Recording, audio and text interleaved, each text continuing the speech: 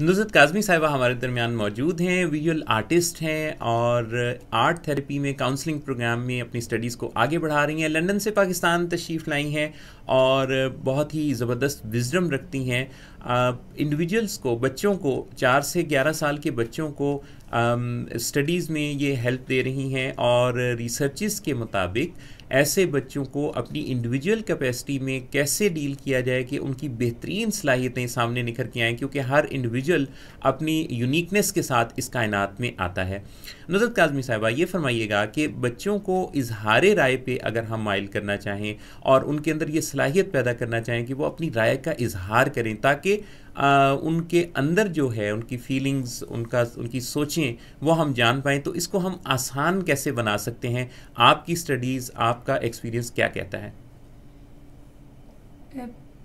बच्चों की तरबियत और बच्चों की नशोनुमा में एक अहम चीज़ ये है कि एक तो ये कि तरबियत घर से शुरू होती है। वालिदैन और उनके इर्द गिर्द के जो चाहने वाले हैं उनके साथ साथ जो है वो तरबियत होती रहती है। और मैं ये कहूँगी कि यहाँ तक मेरी ऑब्जर्वेशन है, जहाँ तक मैंने कुछ जो है वो रिसर्च की है, उसमें ये पता चला कि बच्चों को उनके हर तरह के जज्बात के साथ आगे लेके चलना चाहिए। उनको इजहार राय का मौका देना चाहिए। अगर कि वो रंजीदा हैं तो वो इजहार कर सकें कि वो रंजीदा हैं। अगर वो खुश हैं तो वो खुशी का इजहार भी बरमला कर सकें। और अगर कि वो गुस्से में हैं तो गुस्से का इजहार भी उनको होना चाहिए, क्योंकि समटाइम्स ऐसा भी होता है कि वालिदैन जो हैं वो नादानिस्ता तौर पर तरबियत के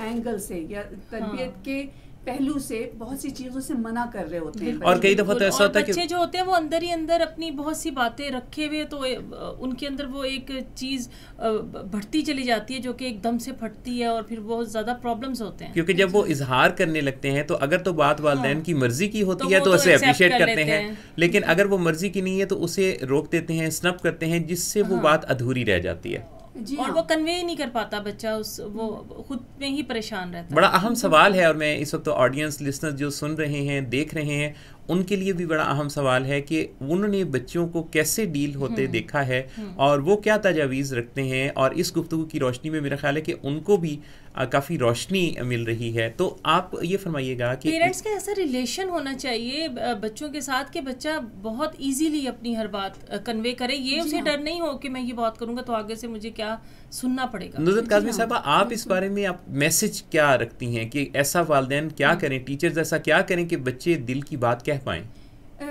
इसमें मैं ये कह सकती हूँ कि क्योंकि बच्चे जो हैं वो इर्तिकाई मराहिल से गुजर रहे होते हैं और वो क्योंकि मुख्तलिफ किस्म के जज्बात और जज्बात के इजहार का जो है वो टाइम उनके लिए सब नया है। क्योंकि हम एडल्ट जो है वो एक टाइम गुजार चुके होते हैं और हमें बहुत से चीज़ों को बैलेंस करना आता है। सही। वो इब्तिदाई मराहिल ऐसे हैं बच्चों के लिए कि उसमें अगर उनको ये मौका मिले कि वो अपनी इजहार राय का खुल के कर सकें, इजहार कर सकें, तो ये चीज़ जो है बाज़ दफ़ा बहुत मुश्किल और सिचुएशन पैदा कर सकती है वालिदैन के लिए, असातिज़ा के लिए। लेकिन मैं ये कहूँगी कि थोड़ा सा पेशेंस के साथ अगर हम बच्चों को ये अलाउ कर दें कि वो थोड़े से वो नोटी भी हो जाएं, थोड़े से वो गुस्से में भी आ जाएं, तो वो हम उसको बर्दाश्त कर लें और उनको अलाउ करें कि वो आप जिस तरह से भी वो फील कर रहे हैं वो फील कर लें। मुझे ऐसा लगता है कि अगर आपको उनकी वो बात नहीं अच्छी लग रही तो आप बहुत अच्छे तरीके से इस तरह से करें कि वो आपसे आइंदा भी शेयर करे,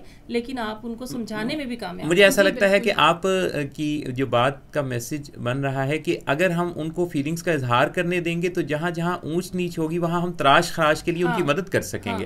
बिल्कुल आपने सही कहा मोहसिन भाई, क्योंकि एक और चीज़ भी है कि एम्पैथी, अगर हम एम्पैथी को ज़रा सा हम उसकी तरबियत ले लें कि किस तरह से हम एम्पैथाइज हो सकते हैं बच्चे के साथ या किसी के भी साथ, तो फिर ये चीज़ बहुत आसान हो जाएगी कि हम उनको इजहार राय और अपने आप का इजहार करने का मौका भी दें और साथ साथ उनके साथ ऐसे मौक़ों पे जहाँ के हमें ज़रूर हमदर्दी करनी है वो हम कर सकें। आपने बड़ी इंपॉर्टेंट बात कही और मेरा ख्याल है कि इससे एक बड़ा ही स्ट्रॉन्ग मैसेज भी लोगों तक पहुँच रहा है कि हम छोटे नहीं बड़े भी अगर इजहार राय को कबूल करना सीखें तो कई दफ़ा हम जब दूसरे के जज्बात को वैलिडेट करते हैं, एहतराम के साथ उनको कबूल करते हैं, तो दिलों में रंजिशें नहीं पलती। दिल भी साफ रहेंगे, बात का इजहार का मौका भी मिलेगा। और हम एकदम से जब दूसरे की बात को रद्द कर देते हैं तो दूसरा भी डर सा जाता है, सहम सा जाता है, दबाव में आ जाता है और वो आइंदा बात करने की फिर आपसे जुर्रत ही नहीं करता। और आपका रिलेशन भी उतना स्ट्रांग और उतना प्योर नहीं बनता। फिर बच्चा भी बहुत सी बातें छुपाएगा और अपना इजहार नहीं कर पाएगा, और पेरेंट्स के साथ एक कम्युनिकेशन गैप, जिसे कहते हैं गैप, यही चीज़ें होती हैं जो गैप को बढ़ा देती हैं। बहुत खूबसूरत बात आपने यहाँ पे कही, और मैं ये कहती चलूँ कि ये हमारे माशरे में ऐसा बहुत है आम के लोग अपनी राय का इजहार कर सकते हैं, अपने आप अपनी फीलिंग्स का इजहार बरमला करते हैं, जिसकी वजह से हमारी रेटिंग जो है वो हाई है दुनिया के ममालिक में। बहुत खुशकुन कौम है और ये इस चीज़ का सबूत है कि हमने जो भी किया है पेरेंटिंग के मैदान में अच्छा ही किया है, और थोड़ी बहुत और उसमें एडिशन की ज़रूरत है। अल्हम्दुलिल्लाह। बहुत ही खूबसूरत आपने बातें की, और आप 30 ईयर्स से लंदन में मुकीम हैं, लेकिन आप इतनी नस्तालीक उर्दू बोलती हैं कि कई ऐसे अल्फाज और अल्फाज का तलफ़ुज़ मैंने नोटिस किया कि जो हमारे यहाँ कोई ज़बान आम नहीं रहे, लेकिन आप उन लफ्ज़ों को अपनी कम्युनिकेशन का हिस्सा रखती हैं। इसी से पता चलता है कि कम्युनिकेशन आपका कितना ज़बरदस्त फील्ड है और उसमें आप ग्रो कर रही हैं। बहुत शुक्रिया मोहसिन भाई, ये वालिदैन की कहूँगी कि मेहरबानी है कि उन्होंने हमें इतनी अच्छी तरह से तरबियत दी, और ज़ुबान के बारे में भी उन्होंने बहुत ज़्यादा उस पर मेहनत की। और मुझे याद है कि हमें उर्दू के रिसाले, और यहाँ पे मैं नाम लेती चलूँ, नौनिहाल तालीम और तरबियत, और ये रिसाले जो हैं बाकायदगी से अम्मी जो है वो हमसे पढ़वाती थी, और उसके बारे में जो भी टॉपिक्स होते थे, हकीम सईद साहब मुझे मरहूम याद है कि उनके लिखे हुए मकाले जो हैं उनके बारे में हमसे बातचीत करती थी वालदा हमारी, तो उसकी वजह से शायद ये जो है ये इतनी अच्छी उनकी तरबियत है कि आप अभी भी उनको वहाँ से आती हैं और एक इबादत का दर्जा आप समझती हैं, उनसे मुलाकात और ये सब कुछ आप उनके लिए वो मोहब्बत रखती हैं। ये जो रख रखाव आपकी तरबियत का हिस्सा है, ये बड़ा ही शानदार है। इसी से अंदाज़ा होता है कि आपकी वालदा मोहतरमा ने या आपके पेरेंट्स ने आपकी किस तरह से तरबियत की, और आप कितना राइट पर्सन हैं इस फील्ड के लिए कि आप बच्चों के साथ तरबियत को वालिदैन को बता सकती हैं, सिखा सकती हैं। और फिर ना सिर्फ यहाँ के आप अपने एक्सपीरियंस की रोशनी में, बल्कि आप आर्ट थेरेपी में काउंसलिंग प्रोग्राम को जिस तरह माशाल्लाह इस मरहले पर भी आप अपनी एजुकेशन को, स्टडीज़ को जारी रखे हुए हैं, ये बड़ा इम्प्रेसिव है। बहुत शुक्रिया मोहसिन भाई, ये आप लोगों की मोहब्बत है कि आप लोग बुलाते हैं और मैं बहुत शौक से आती हूँ, और ये अब मुझे लगता है कि घर की सी बात है। बिल्कुल आप लोगों के साथ मिल बैठ के बातें करना। बहुत बहुत शुक्रिया, हमें बहुत ही अच्छा लगा कि आज मसरफ़ 103 के स्टूडियो में आप तशरीफ़ लाई। अपने चंद रोज़ा लाहौर के क़याम के दौरान आपने वक्त निकाला, और हमारे साथ, हमारे लिसनर्स के साथ, और वो लोग जो कि आपको सोशल मीडिया पे देख रहे हैं, उन सब के साथ आपने अपने तजुर्बात और मुशाहिदात और ख़ास तौर पे अपना पॉइंट ऑफ व्यू जो शेयर किया है, मैं समझता हूँ कि ये एक बड़ा ही शानदार इनपुट है। बहुत शुक्रिया।